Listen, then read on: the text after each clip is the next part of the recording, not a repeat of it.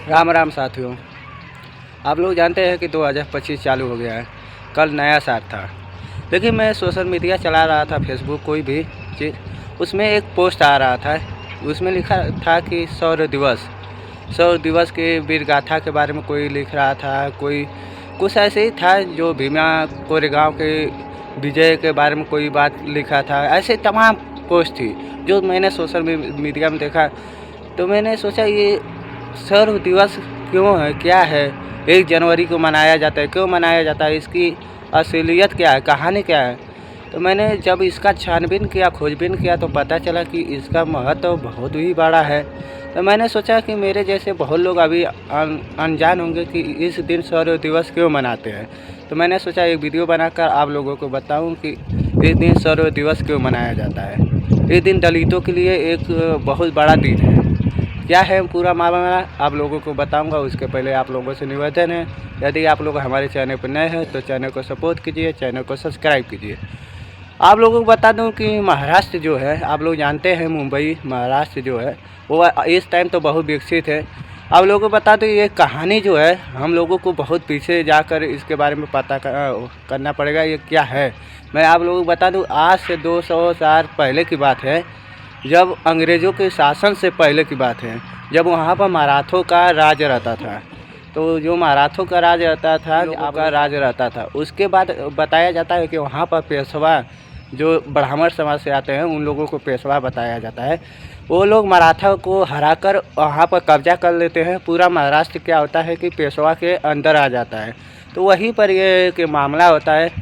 तो मामला क्या है बताया जाता है। महाराष्ट्र में आप लोग सुने होंगे, ये पूना है। पूना ये शहर बहुत ही इस समय तो बहुत विकसित इलाका है, लेकिन उस टाइम बताया जाता है एक घटना होती है जो कि वो पुणे में एक कोरेगांव पड़ता है। वहाँ पर एक समाज रहता है जिनको बोला जाता है क्षुद्र या दलित बोलो। उसमें ज़्यादातर जो रहते थे महार जाति के लोग थे। महार जाति उन लोगों को बोला जाता है कि ये लोग क्षुद्र थे या दलित, आप आम भाषा में बोल सकते हैं। तो उन लोगों के साथ इतना भेदभाव होता था कि आप लोगों को बता दूं, जो मैंने सोशल मीडिया में देखा और छानबीन में किया और ज़्यादातर यही चीज़ें निकल कर आई हैं। मैं जितने बातें बोल रहा हूँ मेरा कोई वाक्य नहीं है, मैंने देखा, जो सुना और जो पढ़ा वही चीज़ें मैं आप लोगों को बता रहा हूँ। इसमें ये बताया गया है कि उस समय जो महार जाति के थे उनके साथ बहुत भेदभाव हुआ था। उस समय क्या हुआ था, वो पेशवा जो राजा थे उस समय एक नियम लागू किए थे कि जो दलित और शूद्र हैं उन लोगों को गले में मटका पहनना बहुत अनिवार्य है। मटका इसलिए पहनना अनिवार्य है कि कभी उन लोगों को थूकना पड़े तो वो अपने मटका के अंदर ही थूकें, तो वो ज़मीन पर ना थूकें। जिससे ज़मीन पर थूकेंगे तो वो पवित्र हो जाएगी। इसके वजह से उनके गले में एक मटका पहनाया जाता था और ये भी बोला जाता था उनके कमर के पीछे एक झाड़ू भी लगाया जाता था। वो झाड़ू हमेशा उनके कमर के पीछे बंधा हुआ रहेगा। यदि वो रास्ते में चलते हैं तो वो जो झाड़ू है जहाँ पर चलेंगे वो पीछे से पूरा जो उनके पैर से जो लगा रहेगा ज़मीन पर वो साफ़ हो जाएगा, जिसकी वजह से उन्हें धरती अपवित्र हो जाए। ऐसे तमाम चीज़ें थी। जैसे और बताया जाता है कि उनके पैरों में घुंघरू बांधी जाते थे, जिसके वो चले तो रास्ते में पता चले, ब्राह्मण को पता चल जाए कि पीछे से या आगे से कोई दलित या क्षुद्र आते हैं। ऐसे तमाम चीज़ें थे। ये भी बताया जाता था कि उन लोगों को बस दोपहर में ही निकलने का नियम बनाया गया थे। आप लोग बस दोपहर में ही घर से बाहर निकल सकते हैं, क्योंकि दोपहर में बताया जाता है जो परछाई होती है वो छोटा रहेगा, जिससे किसी के ऊपर जाने का संभव नहीं है। ऐसे तमाम चीज़ें थी जिससे वहाँ के जो वो दलित थे वो बहुत ही परेशान हो गए थे। उसका आवाज़ भी उठाए थे, लेकिन उसका कोई नतीजा नहीं निकलता है। फिर क्या था कि जो महार जाति के थे उनके अंदर इतना गुस्सा, इतना आक्रोशित, इतना ये सब चीज़ भर गया था कि मानो कि उनके आगे अब कुछ भी नहीं है। तो उस समय क्या होता है कि जब अंग्रेज़ अपने इंडिया में आते हैं कब्जा करने, तो आप लोग जानते हैं कि अंग्रेज़ हर जगह कब्जा धीरे धीरे कर लेते हैं। जब बारी आती है महाराष्ट्र में तो वहाँ पर जो पेशवा जो सैनिक होता है बताया जाता है बहुत ताकतवर रहती है, जिससे अंग्रेज़ भी डरते थे।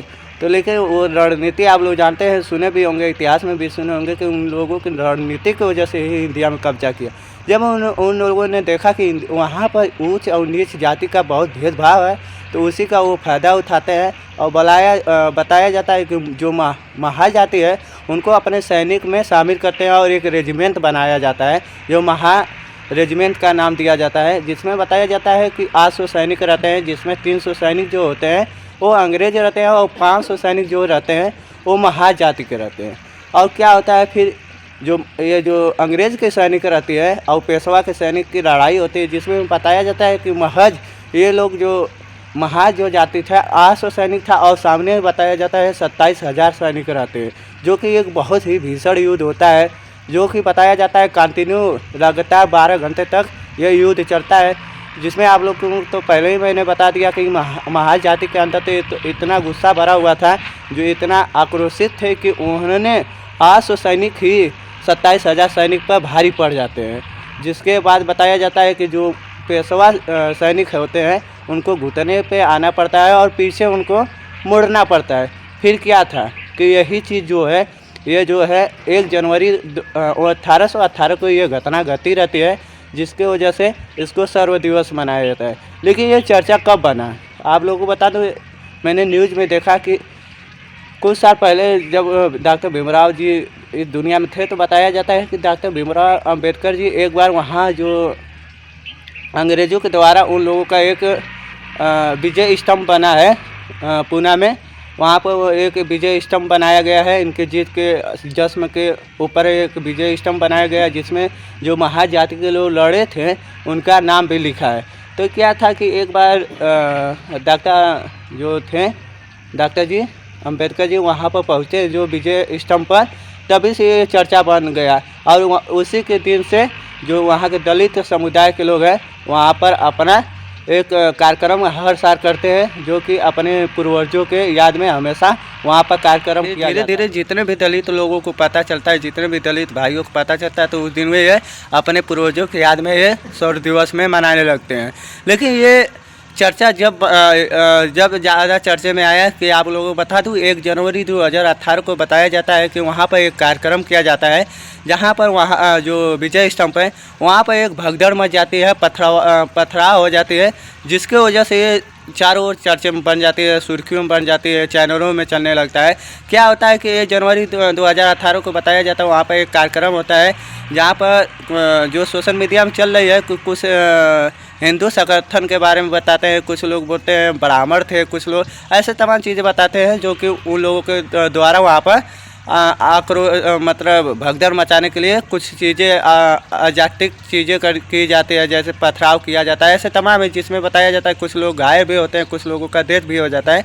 इसलिए वो चीज़ें सोशल मीडिया में काफ़ी चलने लगा। अभी तो ये जांच का विषय बना हुआ है कि कौन कौन लोग थे, किस संगठन से थे, अभी जांच में पड़ी है। लेकिन इसी चीज़ को लेकर ये जब चर्चा में बना, उसके बाद ये धीरे धीरे उस दिन को अपने पूर्वजों की याद में ये शौर्य दिवस को मनाने लगते हैं। तो आप लोगों को कैसा लगा हमारा वीडियो, आपको लोगों को कुछ भी जानकारी मिला होगा और कुछ अधूरा रह गया तो अपनी कमेंट राय जरूर दीजिएगा। और ऐसे ही वीडियो आप लोग देखना चाहते हैं और वायरल न्यूज़ देखना चाहते हैं, हमारे चैनल को सपोर्ट कीजिए, चैनल को सब्सक्राइब कीजिए। धन्यवाद। राम राम साथियों।